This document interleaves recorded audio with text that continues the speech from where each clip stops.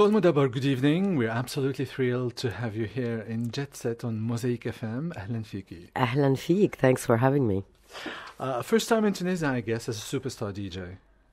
Well, Yeah? first time in Tunisia, yes. Not as a superstar DJ? Well, I'm just a DJ. Okay. Have you been here before? No, but I've heard a lot of Tunisia, mainly Hamamat in the summer, and obviously I know Loco Dice, he's here, and I've heard a lot about it, so I'm really glad that I'm here tonight.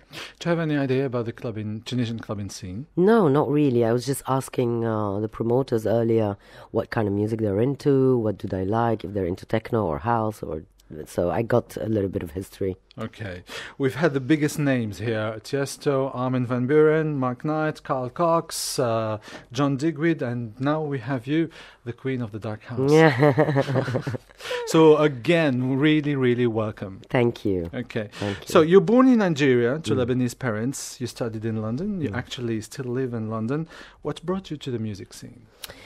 The love of the music, well, I discovered it on my holidays. During my university years, I went to New York, and I went to this club where Danny Tenaglia was playing. And for me, it was a revelation. I never heard this music before, and something clicked in me, and it was like an aha moment. So I just fell in love with the drums and the bass lines and the vibe in the club, and I got hooked ever since. And at that particular moment, you decided to be a DJ? No, I wasn't a DJ. I went into promoting. So I was a promoter for many, many years. The first party I threw was in Beirut. After the war, I got DJs over from London, and I did so many tours, and I threw many parties in Beirut. The first one was next to a cathedral and a mosque, obviously to unite what happened in the past. And we had an amazing turnout. We had like 1,000 people around the city where we lit the mosque and the cathedral. They were bombarded after the war, obviously, and we had Jews, Muslims, Christians, Druze. That's another little sect that we have there. And it was incredible. The vibe, the unity, the new blood in the country was incredible. So you used your music to bring people together? I did that in Lebanon. Then I moved to London, and I continued promoting. I had my own night monthly at a club called Turnmills, and I did that for 5.5 years.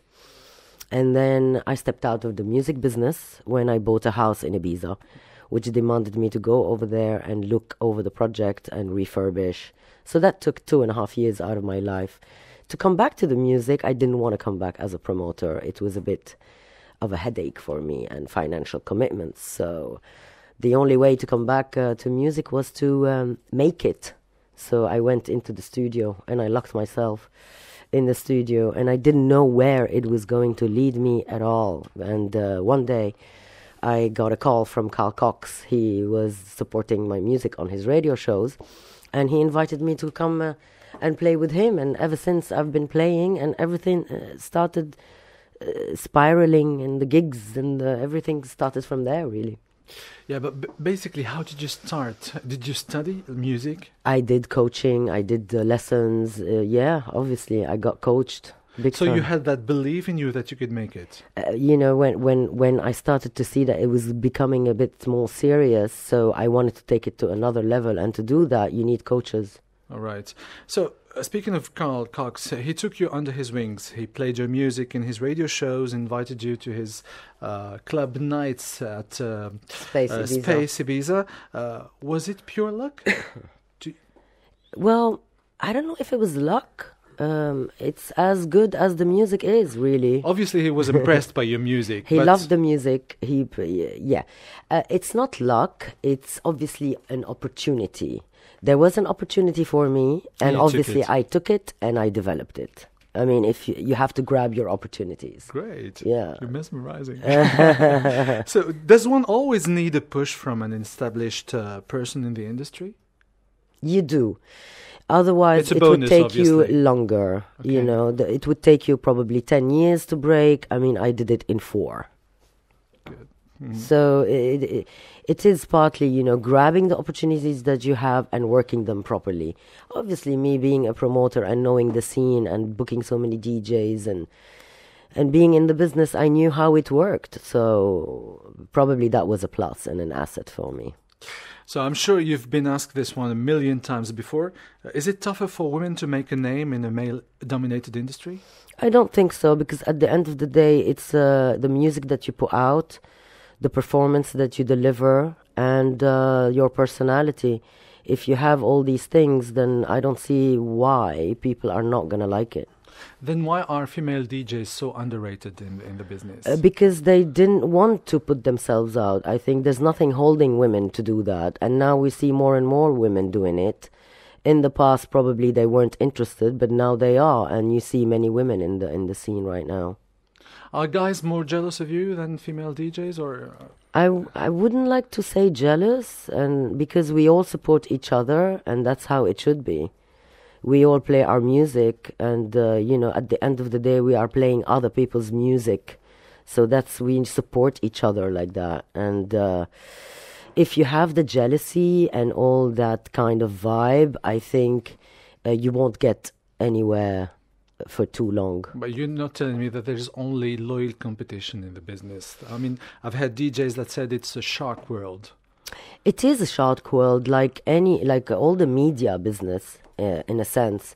But I think you just have to carry on and do your thing, and there is a place for everybody, basically. You know, there is a place for everybody. People like all kinds of music, and they want to see everybody, so everybody has a little slice of that cake, so it's fine. So obviously, as a Lebanese, you speak French. So I'm going to ask this question in French. Est-ce que tu savais que la DJ qui va faire le warm-up de la soirée ce soir est une femme et qui s'appelle Miss M? Non, je savais pas. D'accord, donc ça va être une soirée entre DJ femmes. Ah bon? Oui. Moi, Ça personnellement, ne change rien du tout pour toi? Personnellement, j'aime pas ce genre de truc, mais c'est pas mon choix alors. Okay. I should have skipped that question. So 2013 has been very hectic for you with a debut album called Believe. What do you believe in? Don't say music, because I know that. No, I believe in passion. I believe in perseverance. I believe in right and wrong. I believe I believe in humanity. That's what I believe in. Very beautiful. Tell us about your debut album. How is it going? It's going actually really well. I mean, I've released it back in May, and it's still in the charts. Obviously, when it got released, it was #1 for a month. Across the board, from deep house to tech house and techno, because that's what I have put out in the album, all the kinds of music that I like and that I feel. And making this album was quite a difficult process, because I was going through a very difficult phase where my father got ill, and after that he passed away. And I was still in that process. So Grieving. Yeah, mourning, and that was pretty tough. But in the making of it, I produced music that I didn't do before, which is more incorporating more melodic and emotional elements in my techno. So that was pretty inspiring. Talking about your parents, I wasn't planning to ask you this question. Did they approve of the choice you made in your life? When I was a promoter, obviously they did not approve, because in their opinion, this is not a place for a girl. But I kept doing it, and it's funny. 1 month before my dad passed away, I came back from Miami with an award that I won in Miami for my best techno minimal remix. And I won it in America, and I came back with it, and I gave it to him. And for him to see that was a reward. Quite rewarding, yeah. Good. That's very moving. Yeah. So you also have a record label, Mood Records, and you're running a radio show. You seem to be unstoppable. I haven't done the radio show yet. Funny that you mentioned it. I'm going to launch it in March. Okay. And that's going to be syndicated worldwide on a weekly basis. I did the pilot and they accepted it. And they are the same producers that do Cal Cox, John Digweed, Armin van Buren, Adam Beyer, and all these guys. So I'm going to be next in March, which is very exciting. So hopefully we'll have it on Mosaic FM. I hope so. So what's the next level for you? Next level? Well, I'm doing a big tour in South America and America for the next 2 months. WMC, I am doing a pool party with Cal Cox, and we're playing back to back. And that's going to be the launch of our collaboration single that's coming out on my label, Mood. BPM Festival, we're doing a back to back with Chris Liebing. He's playing my night as well. So it's very exciting, the few months coming ahead. I'm sure. Is there a place for a personal life in this world of female DJs? I mean, female or male? Yeah, female or male. Is there a place? I don't think so. No, unfortunately, because well, at the moment, I don't have time to have a personal relationship because I'm married to my work right now. I need to have a life. I need to have a life, and maybe, if the right person comes, I will make time. Why Thinking not? about kids too? Not for the moment, no. Okay, what about tonight's set? A special approach for the Tunisian crowd, maybe?